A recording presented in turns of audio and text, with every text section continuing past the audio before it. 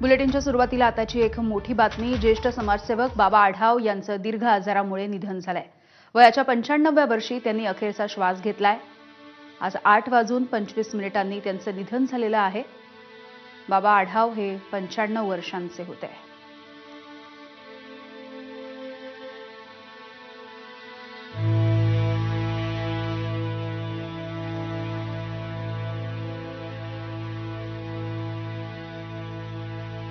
तर आताची मोठी बातमी आपण पाहतोय।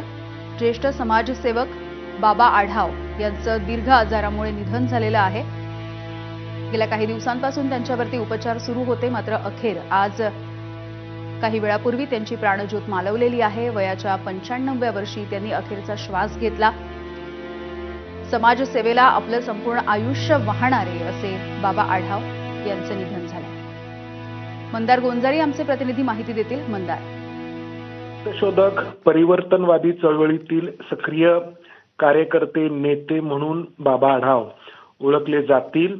श्रमिकांसाठी त्यांनी त्यांचं संपूर्ण आयुष्य खर्ची घातलं। मग रिक्षावाले असतील, मोलकरणी असतील किंवा हमाल असतील, या सगळ्यांच्या संघटना त्यांनी बांधल्या।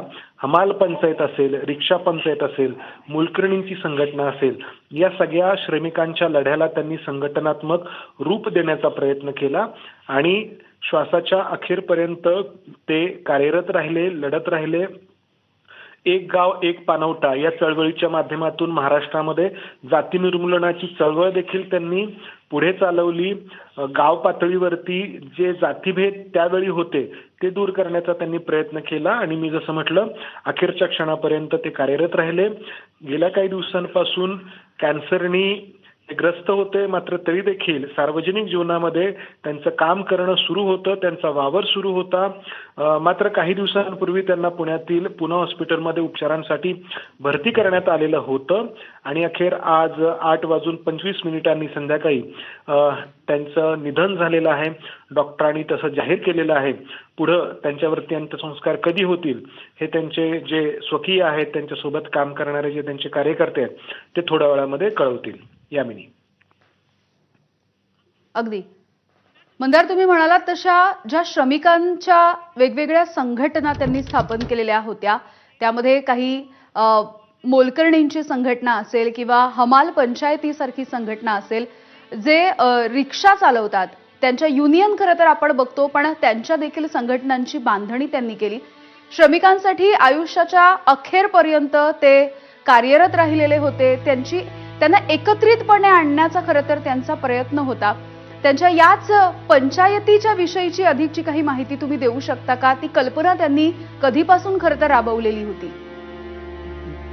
डॉक्टर बाबा आढाव हे तर खरं तर महात्मा फुले यांचे वैचारिक वारसदार आणि नुसते वैचारिक वारसदार नाही तर क्रियाशील वारसदार।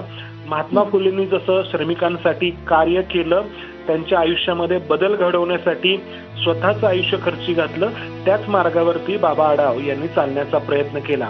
आपण जसं पाहिलं की महात्मा फुलेंनी वेगवेगळ्या क्षेत्रातील जे श्रमिक आहेत किंवा ज्या त्यावेळी जे त्यांना नाकारलं जात होतं अशा लोकांना एकत्र करण्याचा, त्यांच्या आयुष्यामध्ये बदल घडवण्याचा प्रयत्न केला। डॉक्टर बाबा आढाव सुरुवातीला जाती निर्मूलनाच्या चळवळीमध्ये होते। ती चळवळ यशस्वीरित्या पूर्ण झाल्यानंतर महाराष्ट्रातून रोजच्या आयुष्यातून जाती भेदाभेद हे दूर झालेत हे जाणवल्यानंतर समाजातले जे आर्थिकदृष्ट्या दुर्बल घटक आहेत त्यांच्यासाठी काम करायचं त्यांनी ठरवलं आणि 60च्या दशकापासून त्यांनी या सगळ्या कामाला सुरुवात केली आणि काम जसं जसं त्यांचं पुढे गेलं तसं त्यांना जाणवलं की रिक्षावाल्यांचे हे प्रश्न आहेत, मोलकरणींचे हे प्रश्न आहेत, मोलकरणींची देखील संघटना बांधली जाऊ शकते, मोलकरणींचे देखील काही अधिकार असू शकतात, मोलकरणींना देखील आठवड्याची सुट्टी मिळवण्याचा अधिकार असू शकतो। या सगळ्या गोष्टी बाबा आढाव यांच्यामुळे समोर आल्या। हमालांचे देखील काही अधिकार असू शकतात, हमालांना देखील किमान वेतनाचा अधिकार आहे किंवा त्यांना देखील जेवणासाठी सुट्टी मिळवण्याचा अधिकार आहे। या सगळ्या गोष्टी बाबा आढाव यांच्यामुळे समोर